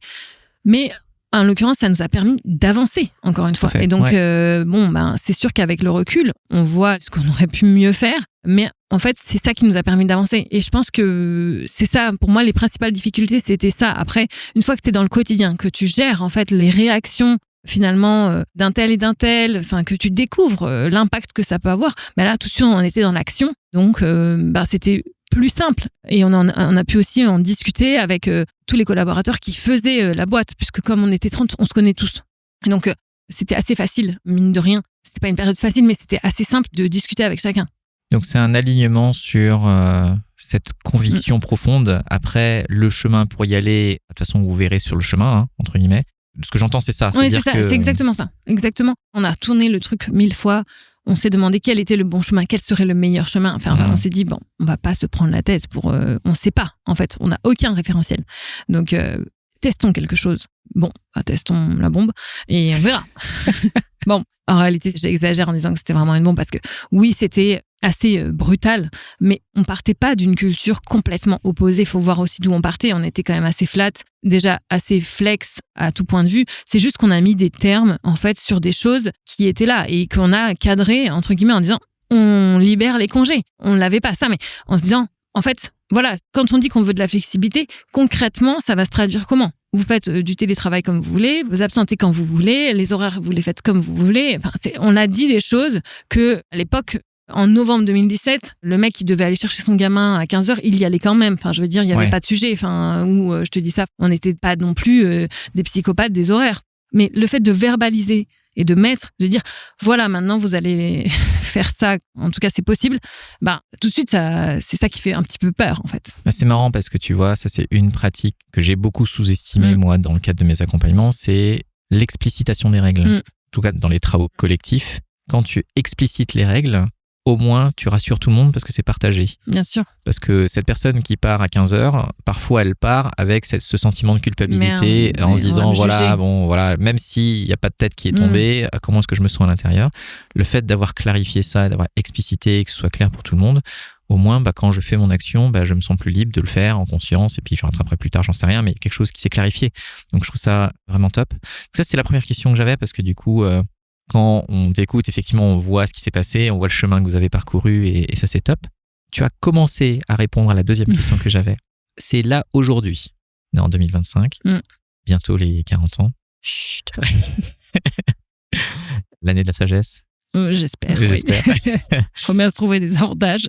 Si tu pouvais revenir en arrière sur la manière dont vous avez mis les choses en place, qu'est-ce que tu ferais autrement ? C'est une question qui est difficile. Je ne sais pas si je ferais différemment parce que, mine de rien, ça nous caractérise. Enfin, même encore aujourd'hui, c'est-à-dire que quand on change beaucoup de choses tout le temps, on est, comme je disais aussi un peu en intro, on est aujourd'hui sur un marché qui est en constante évolution, qui se durcit, où la concurrence est assez intense. Enfin, et ce qui nous caractérise le plus, c'est cette capacité à nous renouveler et à changer. Et en fait, aujourd'hui, je sais que c'est compliqué le changement. Enfin, t'en sais quelque chose, c'est ton sujet. Et que essayer de l'amener de manière progressive, ça nous caractérise pas. En fait, aujourd'hui, je sais qu'on ne sait pas faire. En fait, on est assez impatient. Et donc, quand on doit changer les choses, en fait, finalement, c'est très, très cash. C'est on-off, on fait et ensuite, on gère le SAV. Et donc, je ne pense pas que je le referais parce que ce ne serait pas nous. Je ne le ferais pas différemment. Peut-être que j'essaierai de gagner du temps sur cette partie de communication qui nous a quand même vraiment ensuite changé la vie par ailleurs et donc de l'anticiper, ce point-là. Mais je ne ferai pas, en fait, quelque chose de plus progressif. C'est pas nous, en fait. Et on n'y arrive pas. Quand bien même on se dit, finalement, on a 6 mois pour faire le changement. En fait, dès le mois d'après, on a envie d'être déjà dans cet après. Donc, aujourd'hui, c'est comme ça que ça fonctionne. En tout cas, chez nous, c'est potentiellement parfois très perturbant. Et les équipes nous le disent. En fait, nous disent, ouais, c'est vrai. Alors, ils nous disent, on a l'habitude. On vous connaît, on sait qu'on fonctionne comme ça. Et finalement, ça leur convient. Mais parfois, c'est quand même perturbant. Mais ça fait partie de l'ADN, finalement. C'est un sujet intéressant que malheureusement on n'aura pas le temps de discuter. Mais c'est vrai que moi, l'approche que j'ai, c'est l'inverse. C'est l'inverse. Et, on peut en parler, oui. Et ce que je trouve vachement intéressant au demeurant, c'est qu'on a souvent l'impression qu'une démarche progressive est lente. Alors que pour moi, en tout cas, une approche progressive n'est pas forcément lente. Elle est naturellement lente. Mais elle n'est pas forcément lente. C'est juste qu'avant d'aller trop vite, il y a un point d'honneur qui est donné, à savoir où est-ce que je suis aujourd'hui. Et qu'est-ce qui potentiellement est l'écart suffisant, qui n'est pas destructeur.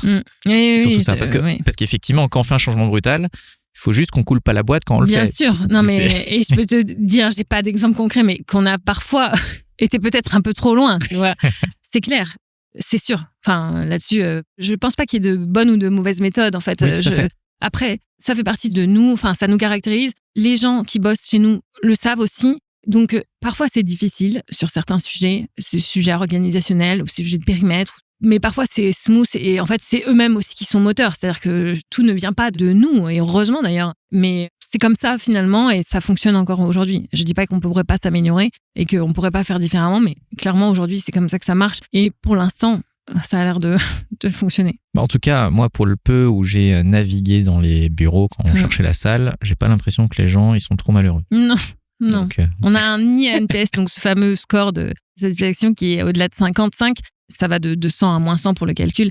Nous, on vise 40, on est au-dessus et en vrai, c'est clairement notre moteur. C'est marrant parce que ça se voit. Hein. En tout cas, moi qui ai navigué dans beaucoup d'écosystèmes, juste le fait de marcher dans les couloirs, tu sens l'ambiance en fait. Okay. Est-ce que les gens, par exemple, on sent qu'ils sont plutôt déprimés, il y a une ambiance un peu lourde, ça s'entend en fait souvent, et ça se voit. En tout cas, c'est pas ce que j'ai vu. Okay. Et ça, c'est plutôt cool. Ouais. Donc, merci beaucoup en tout cas pour toute cette histoire. Il y a probablement plein de choses encore à dire.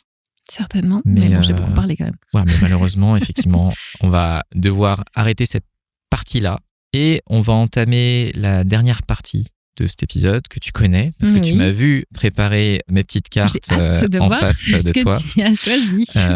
Et probablement que certaines de mes questions vont réémerger là, donc ce sera très bien. Alors, en face de toi, tu as donc 3 paquets de cartes et comme tu l'avais vu, il y a un paquet qui est plutôt orienté passé, plutôt présent et un autre plutôt futur. Et donc, on va prendre le premier paquet qui est dans le passé. Ok. Je vais te donner les cartes. Ces fameuses que Magnifique. tu m'as vu sélectionner au début. Je les tiens enfin dans mes mains. C'est ça. Donc, tu peux les mélanger, tu peux faire ce que tu veux avec. Ok. Et ce que je vais te proposer, c'est d'en tirer une, de la lire. Oui. Et tu vas avoir le choix, soit d'y répondre directement, soit d'en choisir une autre. Sauf que la deuxième que tu choisiras, tu devras y répondre. J'ai la pression. Allez, je tire la première carte. Vas-y. Je la lis. Dans ton passé, à quel moment l'expression « tout est possible » a-t-elle été la plus juste ? Alors, je vais répondre à cette question. Je vais reprendre mon fameux décembre 2017, parce que je pense que là, on s'est vraiment dit ça... lâchons tout, quoi. Tout est possible à ce moment-là, ou quand on a annoncé le changement de culture de boîte, où on s'est dit, en fait, on n'est qu'au début de notre aventure, donc il faut qu'on tente plein de choses pour que cette aventure puisse continuer. On avait ces difficultés de recrutement et de garder nos ressources. On s'est dit comment faire avec nos moyens, qui n'étaient pas des moyens financiers, mais plutôt d'autres moyens, parce que on l'a pas évoqué, mais on n'a jamais levé de fonds. Enfin, on fait partie de ces petits... Enfin, sauf quand il y a des poissons d'avril. Voilà, exactement. On fait des blagues, oui. Et donc, on s'est dit, en gros, il n'y a pas encore de concurrence, il faut qu'on joue notre carte, etc. Donc, tentons des choses. Et on a tenté ce que j'ai expliqué tout à l'heure. Et c'est à ce moment-là, vraiment, où on s'est dit, let's go, quoi. Donc, tout est possible. Ouais. C'était vraiment à Noël. Ouais, c'était à Noël. La magie de Noël, tu sais. La magie de Noël. Ouais. Super. Ce que je te propose, c'est qu'on en reprenne une autre. Ah, quand même, au hasard. Bon, je vais voir celle que j'aurais pu tirer. Tout à fait. Alors, que dirais-tu à ton toi de 18 ans pour qu'il prenne soin de lui, elle ? Ah, c'est intéressant cette question, on n'en a pas trop parlé, mais moi je dirais, en fait, à 18 ans, donc t'es jeune et je savais pas bien ce que j'allais faire de ma vie. Je savais juste que moi je suis, aujourd'hui c'est pas un secret, je suis une femme et c'est potentiellement plus compliqué que certains mecs aujourd'hui, et à 18 ans déjà en fait, tu peux le ressentir. Et je dirais, mais fais-toi confiance justement, n'aie pas peur, écoute-toi en fait. C'est ce que j'ai essayé de faire en fait quand j'ai quitté mon CDI, c'était un truc un peu à l'époque. J'en ai parlé à mes parents qui m'ont dit « Ah bon, mais t'es sûr ? Tu vas dans ce truc-là qui est inconnu au bataillon, tu vas dans cette aventure, t'avais un CDI super, etc. » Donc, j'avais pas 18 ans, j'avais plutôt 22, 23, mais mine de rien, c'est fais-toi confiance. Et j'ai quand même beaucoup douté en écoutant un peu le stress de la famille ou la pression sociale qui te dit « Mais signe dans ce gros cabinet. » Et donc, non, je me suis fait confiance et je ne regrette pas. Et voilà, et donc si j'avais pu me le dire dès 18 ans, peut-être que ma vie aurait encore changé. Mais voilà, c'est important. Je pense de s'écouter, de se faire confiance. C'est pas simple. Et à 18 ans, en fait, on te met pas forcément dans une position pour que tu te fasses confiance toi-même. On te dit ce que tu devrais faire. Tout à fait. En gros, tu devrais faire un bac S. Tu devrais faire une prépa. Tu devrais ensuite aller dans des grandes écoles. Bon, tu te laisses un peu porter, quoi. Mais c'est ça. Mais en tout cas, c'est un très beau message. Merci. Puis, j'espère que dans un univers parallèle... toi de 18 ans, de 18 ans t'entendras et puis peut-être plein d'autres personnes. Oui, j'espère. J'espère surtout pour mes filles, par exemple. En tout cas, tu pourras leur faire écouter cet épisode. Oui, pas tout de suite. Pas tout de suite. Ouais. Je te propose qu'on passe au deuxième paquet, qui est celui-ci. Merci. Et je te propose de bien faire ton choix, parce que tu n'auras le droit qu'à une seule carte. D'accord. Mais qu'est-ce que je fais ? Je les regarde ? Tu choisis une carte comme tu le sens au hasard, mais celle-là, il faudra quand même que tu y répondes. Sans regarder, du coup. Tout à fait. D'accord. Je vais prendre parce qu'il n'y en a pas beaucoup. Celle du milieu. Allez. Qu'est-ce qui a du sens aujourd'hui pour toi qui n'en avait pas hier ? Alors, ça dépend de quel hier on parle. Ce qui a du sens aujourd'hui pour moi, c'est justement mon bien-être personnel. Ça en avait un peu moins hier. Quand j'ai commencé à bosser, notamment, je comptais pas mes heures et je m'écoutais pas beaucoup physiquement. Et mon entourage, j'ai vraiment énormément travaillé, ce qui était pour moi une énorme source de satisfaction. Et aujourd'hui, je m'écoute un petit peu plus pour faire de la place à ma vie perso. J'en avais pas beaucoup à l'époque. Hier, on va dire, parce que je n'en ressentais pas le besoin et parce que pour moi, je m'épanouissais extrêmement bien dans mon travail et de travailler jusqu'à 2h du mat, les week-ends, etc. C'est OK, quoi. Enfin, j'avais pas de contraintes, on m'a jamais imposé ça et je l'ai fait toujours avec un grand plaisir. Et là, aujourd'hui, je conçois plus ça. Enfin, évidemment, j'ai aussi mes enfants, enfin, mon conjoint et qui prennent place, mais ça a vraiment du sens. Et ça en a eu même pas tout de suite quand j'ai eu mes filles, en fait. C'est arrivé au fur et à mesure. C'est quelque chose qui mûrit et tu te dis, en fait, tu ne pourras pas rattraper ce temps-là que tu ne passes pas avec tes filles. Tu pourras, enfin voilà, qu'est-ce qui sera le plus important à la fin de ta vie? C'est pas si réussir ta carrière ou réussir ta boîte, c'est super de pouvoir laisser quelque chose qui va avoir un impact sur la société, etc. Enfin, j'ai pas du tout cette prétention, hein, mais ce qui est le plus important, c'est quand même toi, ce que tu auras fait, du temps que tu as passé avec tes enfants. Enfin, en tout cas, pour moi, c'est ça. Et là, ça a vraiment du sens aujourd'hui. Pour moi, la décision d'aller à Bordeaux, par exemple, fait partie intégrante de ça. C'est quelque chose avec lequel maintenant je suis assez alignée et que j'arrive aussi, au-delà du fait de croire vraiment que c'est important, j'arrive à me l'appliquer. J'arrive à me l'appliquer dans mon agenda, enfin, de manière très concrète, quoi. Garder du temps pour mes enfants, garder du temps pour moi, et c'est important. Et ça avait moins d'importance à l'époque. Bah, c'est super. Voilà. Non, super. Merci beaucoup, en tout cas, pour ta réponse. De rien. Et du coup, on va passer à ce dernier paquet. Je réfléchissais à... Comment on va faire? À la condition que j'allais te proposer, parce qu'il n'y a pas énormément de cartes. Et ce que je vais te proposer de faire, c'est que tu vas en tirer 2. Ouais. Tu vas lire les 2. Puis tu décideras à laquelle ou lesquelles, si tu le souhaites, tu vas répondre. Alors, j'en tire 2. Hop, clac. Je lis la première. Si tu devais savoir faire quelque chose, non surnaturel, en claquant des doigts, ce serait quoi pour toi? Si tu avais le pouvoir de changer quelque chose dans ton comportement, qu'est-ce que ce serait? C'est marrant. Je vais répondre aux 2, parce que j'ai une réponse aux 2. Parce que je ne peux plus m'arrêter de parler. Non. La première, donc si je devais savoir faire quelque chose non surnaturel, en claquant des doigts, ce serait quoi? Aujourd'hui, donc, je suis pas du tout tech, je suis dans une boîte tech. Donc, si je pouvais savoir coder ou comprendre vraiment le code en claquant des doigts, je le ferais. La montagne me paraît beaucoup trop haute et maintenant, je suis trop vieille pour ça. Non, je rigole. Mais donc, voilà. Mais ça m'aiderait, en fait, parce qu'il y a quand même dans notre boîte toujours des sujets entre tech et commerce. Donc, bon, vraiment, ça je comprends, ouais. Et parfois, ils me disent, mais non, on peut pas te sortir le truc avant 4 mois. Ah bon, mais pourquoi? Je ne comprends pas. Donc, c'est qu'une virgule pourtant, oui, je comprends pas. Donc ça m'aiderait beaucoup dans mon quotidien. Et si tu avais le pouvoir de changer quelque chose dans ton comportement, qu'est-ce que ce serait? Je travaille beaucoup dessus, mais c'est mon franc-parler. Parfois, je suis assez cash. Même si j'apprends à communiquer, j'ai fait beaucoup de progrès là-dedans, mais parfois, les gens sont un peu surpris. Les gens avec qui je travaille, quand on me connaît, après, on sait que c'est pas contre les gens. Exactement. Ouais. Et que c'est surtout pas un jugement, pas du tout. Mais parfois, ça peut surprendre et ça peut être mal interprété. Et donc ça, même si je travaille dessus, c'est quand même assez dur de chasser le naturel. Des fois, les gens ne savent pas d'où tu partais. Oui, c'est ça, oui, c'est vrai. Ceux qui me connaissent depuis longtemps ont remarqué les changements. Donc non, oui, c'est ça.